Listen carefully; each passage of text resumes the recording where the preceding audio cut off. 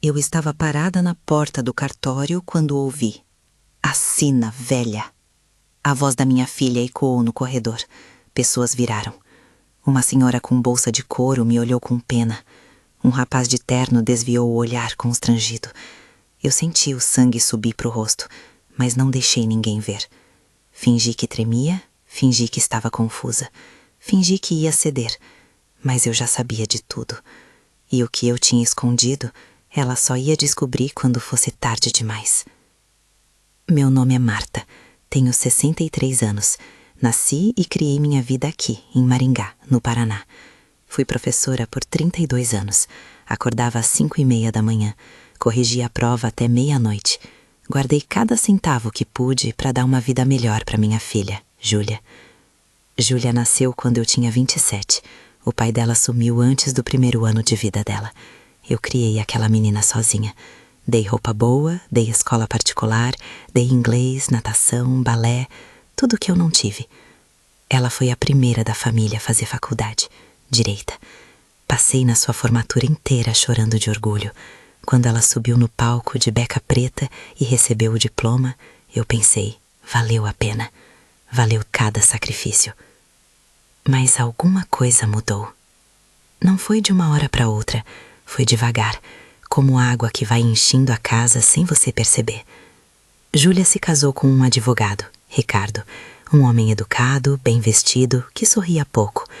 Eu tentei gostar dele, tentei mesmo, mas ele tinha um jeito de olhar para mim como se eu fosse um móvel velho, como se eu fosse um problema a ser resolvido. E Júlia começou a mudar na presença dele. No começo eram coisas pequenas.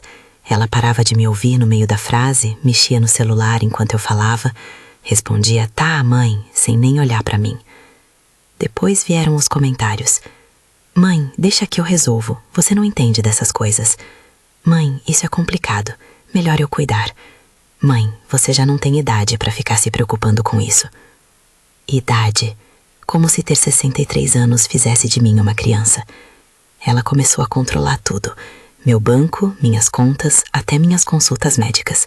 Dizia que era para me ajudar, que eu merecia descansar, que ela só queria me poupar. Mas não era isso. Eu vi nos olhos dela. Era controle, era impaciência, era pressa. Pressa para quê? Eu ainda não sabia. A pressão começou de verdade quando ela descobriu o terreno. Eu tinha um terreno no centro da cidade. Era da minha mãe. Ela deixou para mim antes de morrer. Não era grande, mas tinha valor, muito valor. A região tinha crescido, estava em área nobre agora. Construtoras ligavam direto, querendo comprar. Eu nunca quis vender. Aquele terreno era o único pedaço de terra que minha mãe conseguiu ter na vida. Ela trabalhou de empregada doméstica por 40 anos, juntou cada real, comprou aquele terreno com as próprias mãos. Para mim, aquilo era memória, era dignidade. Mas para Júlia era dinheiro. Ela começou a falar sobre oportunidades, sobre investir melhor. Sobre como eu estava desperdiçando algo que poderia me dar conforto. Eu disse que não. Ela insistiu. Eu disse que não de novo. Ela começou a me tratar mal. "Mãe, a senhora está sendo teimosa. Mãe, a senhora não pensa direito. Mãe, eu só quero o melhor para a senhora. Só quero o melhor."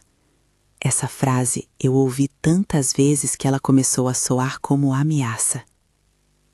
Foi numa tarde de quinta-feira que ela chegou com a proposta. Eu estava regando as plantas no quintal. Júlia entrou sem avisar. Tinha uma pasta debaixo do braço. O Ricardo estava junto. Sério, sempre sério. "Mãe, senta aqui. A gente precisa conversar." Eu sentei. Ela abriu a pasta, tirou uns papéis. "Eu e o Ricardo conversamos. A gente acha melhor a senhora passar o terreno pro meu nome. Só por segurança. Se acontecer alguma coisa com a senhora, fica mais fácil. Menos burocracia, menos imposto." Eu olhei para os papéis. Olhei para ela. "Júlia, esse terreno é meu. Eu não quero passar para ninguém." "Mãe, a senhora não entendeu. Não é passar. É só colocar no meu nome por precaução. A senhora continua usando, continua sendo dona. É só no papel." Então por que tem que mudar? Ela suspirou, olhou para o Ricardo. Ele deu um sorriso amarelo. Eu disse que ia pensar. Júlia bateu a pasta na mesa. Pensar no quê, mãe? A senhora não confia em mim? Não é isso. Então é o quê? A senhora acha que eu vou te roubar? Ela levantou, saiu batendo a porta. Ricardo me olhou, balançou a cabeça e foi atrás. Eu fiquei sozinha na sala, com os papéis na mesa, e um aperto no peito que eu nunca tinha sentido antes. Nas semanas seguintes, a pressão aumentou. Júlia parou de visitar, parou de ligar. Quando eu ligava, ela atendia seca.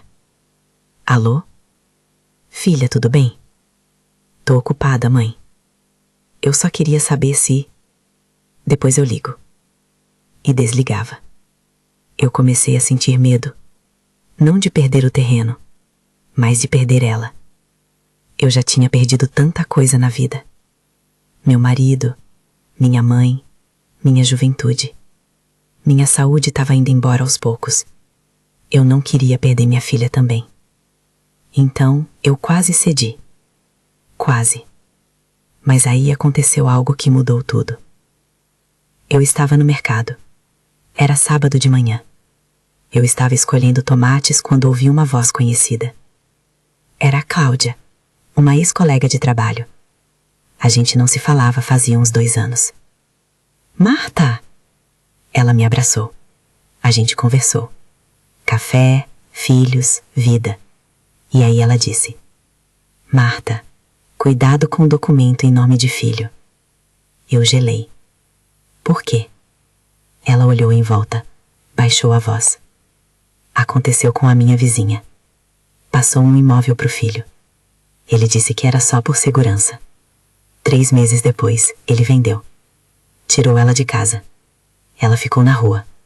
Não podia fazer nada. Tava tudo legalizado. Eu senti o chão sumir. Mas como?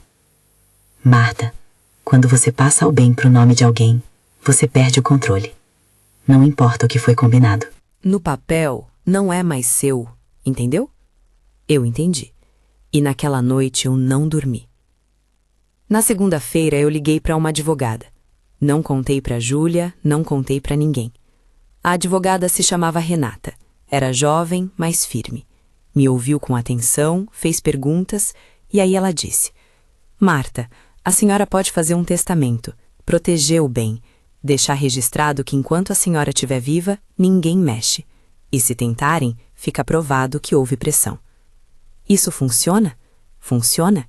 E mais, a senhora pode registrar uma escritura de usufruto vitalício. Mesmo que passe o terreno, a senhora continua dona do uso. Eles não podem vender sem a sua autorização. Eu respirei fundo. Eu quero fazer. E fiz. Testamento, usufruto, tudo registrado, tudo assinado, tudo guardado. E eu não contei para ninguém. Júlia voltou a me procurar 2 semanas depois. Dessa vez ela estava diferente, mas calma, sorridente. Trouxe um bolo, me chamou de mãezinha. Oi, mãezinha, eu trouxe bolo. A senhora tá bem? Mãezinha. Ela não me chamava assim desde os 8 anos. A gente conversou sobre nada, sobre tudo. Ela riu, me abraçou e aí ela disse: Mãe, eu pensei aqui. Eu exagerei, desculpa. A senhora não precisa passar o terreno. Foi ideia do Ricardo. Eu nem quero mais isso. Ela sorriu. Eu não acreditei numa vírgula, mas fingi que sim. Tudo bem, filha, eu entendo. E ela foi embora feliz. Mas eu sabia, ela ia tentar de novo. E eu estava certa. A ligação veio numa quarta-feira.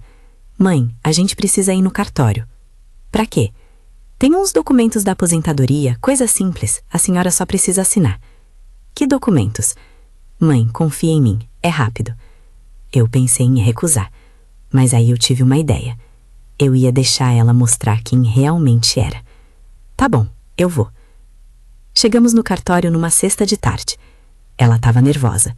Olhava para o relógio, mexia no celular. O Ricardo estava lá também, parado, quieto, como sempre. A atendente pediu meus documentos. Júlia entregou tudo antes de eu abrir a boca. Aí vieram os papéis. Eu li. E vi. Não era aposentadoria. Era transferência de propriedade. Tudo. O terreno. Em nome dela. Eu levantei os olhos. Júlia, isso aqui não é aposentadoria. Ela ficou vermelha.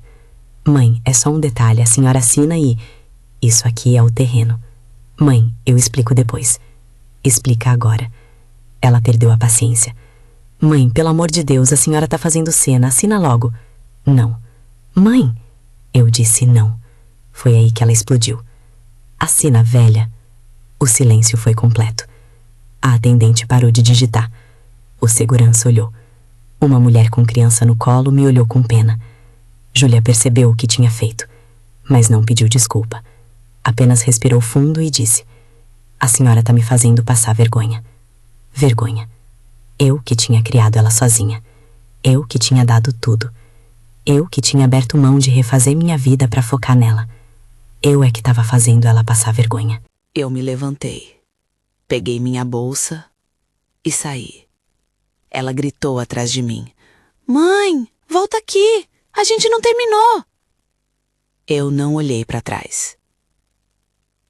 Naquela noite, ela me ligou 17 vezes. Eu não atendi nenhuma.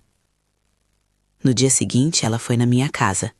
Bateu na porta, gritou: Mãe, abre essa porta! Eu não abri. Ela foi embora. E eu chorei. Chorei porque eu tinha perdido minha filha. Ou talvez eu nunca tivesse tido ela de verdade. 2 semanas depois, ela apareceu de novo. Dessa vez chorando. Mãe, me desculpa. Eu estava errada. Eu te amo. Por favor, me perdoa. Ela chorava, abraçava meus pés, fazia drama. Mas eu vi nos olhos dela. Não era arrependimento. Era desespero. Ela precisava daquele terreno. Eu não sei se era dívida, se era ambição, se era pressão do marido, mas ela precisava. E eu não ia dar. Foi aí que eu mostrei o documento. Eu tirei do armário, coloquei na mesa. O que é isso? Ela perguntou. Testamento, usufruto, proteção legal. Enquanto eu estiver viva, ninguém mexe no que é meu. E se eu morrer, vai para quem eu escolher. O rosto dela ficou branco. A senhora fez isso? Fiz. Quando? Antes de você tentar me enganar. Ela ficou em silêncio. Depois ela riu, um riso amargo. Então é assim, mãe? A senhora não confia em mim? Júlia, você gritou comigo na frente de todo mundo. Você me chamou de velha. Você tentou me enganar. E você ainda pergunta se eu confio? Ela não respondeu. Apenas pegou a bolsa e foi embora. Eu não vi minha filha por 3 meses. Não recebi ligação, não recebi mensagem, nada. E sabe o que eu senti?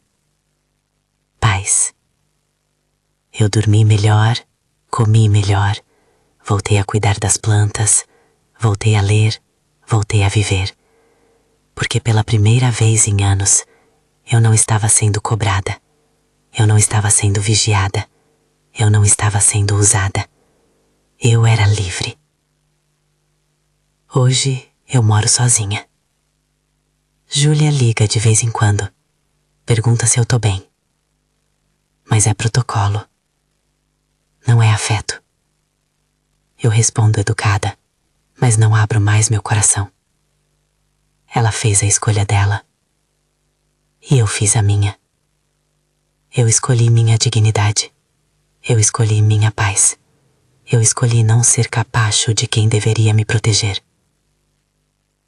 E se você está me ouvindo agora, se você já passou por isso, se você já foi humilhada, ignorada, chamada de louca, de teimosa, de velha, escuta bem o que eu vou te dizer. Você não é obrigada a aceitar. Você não é obrigada a perdoar. Você não é obrigada a dar o que é seu para quem não te respeita, nem que seja seu próprio sangue. Não perdi uma filha naquele dia, perdi o medo. E você também pode perder o seu. Se você também já foi desrespeitada por quem deveria te proteger, comenta aqui embaixo. Eu escolho minha paz.